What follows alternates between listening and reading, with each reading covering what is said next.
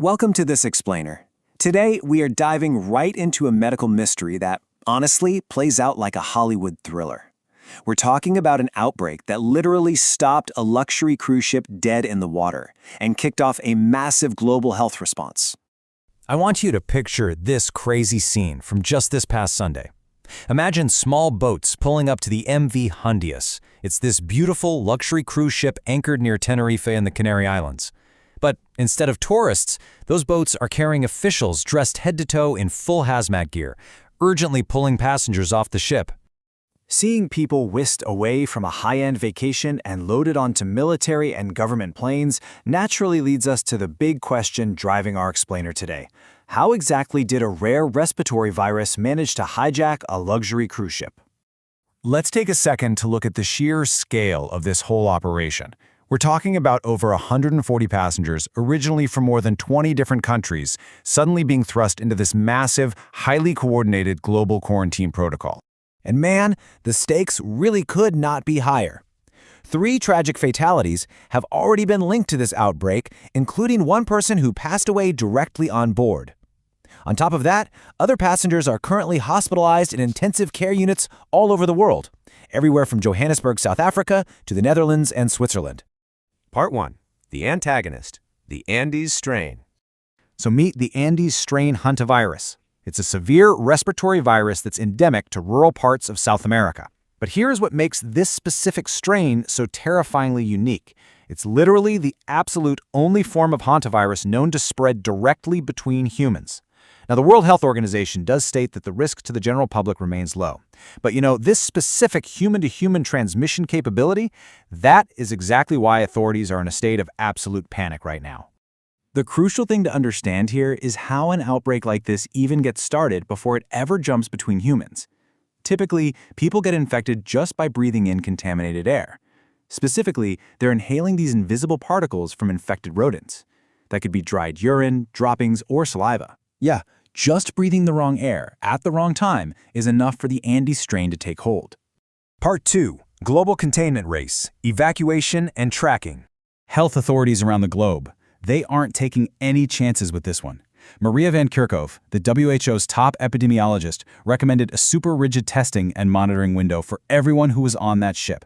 They're actually requiring monitoring for an unusually long 42 days after suspected exposure, just to be absolutely sure the virus doesn't silently spread into new populations. Because of all this, passengers were scattered worldwide on military and ambulance planes in this massive logistical web. In the US, for instance, citizens were flown straight to Omaha for isolation and monitoring. The UK enforced a 72-hour hospital quarantine for a Japanese national, which was then followed by a strict 6 weeks of self-isolation. Meanwhile, the Netherlands flew 26 people to Eindhoven for a 6-week self-quarantine at home. And other nations, from France to Australia, initiated similar, highly secure extractions. And the response required some truly movie-level extreme measures. It was so urgent that 6 British Army medics literally parachuted onto the remote South Atlantic territory of Tristan da Cunha. Why, you ask? Simply to deliver oxygen and medical personnel to treat just one single passenger who had gotten off the ship weeks earlier on April 14th. That is the incredible level of caution being applied here. Part 3. Tracing the index case, the investigation. Right now, the entire investigation centers heavily on an elderly Dutch couple. They were the very first people to develop symptoms on the cruise ship, and really tragically, they are among the 3 fatalities. So health officials are playing epidemiological detective. They're working backward from this couple, desperately trying to trace their exact footsteps through South America before they ever even boarded the MV Hondius.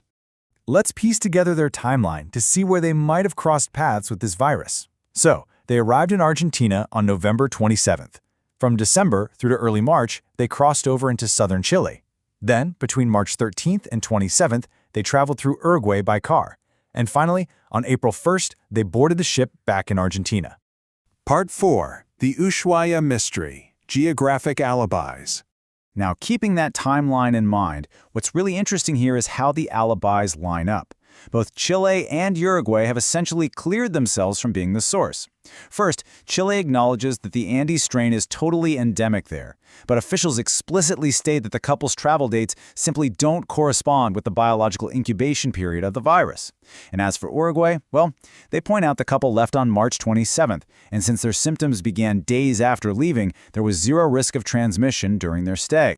This whole process of geographical elimination puts a really heavy spotlight on one specific location, a landfill in Ushuaia. It's a popular tourist spot in Patagonia, Argentina.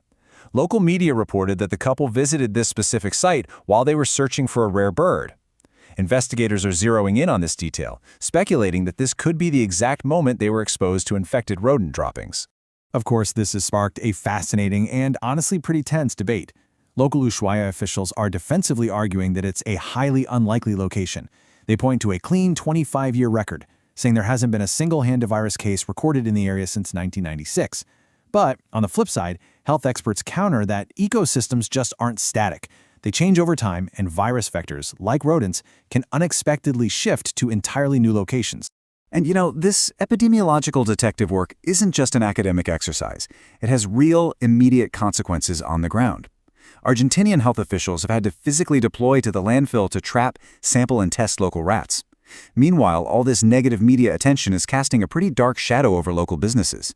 There are very real fears of heavily reduced tourism in a city that proudly serves as the primary gateway to Antarctica for shipping expeditions. Which leaves us with a stark realization to end on.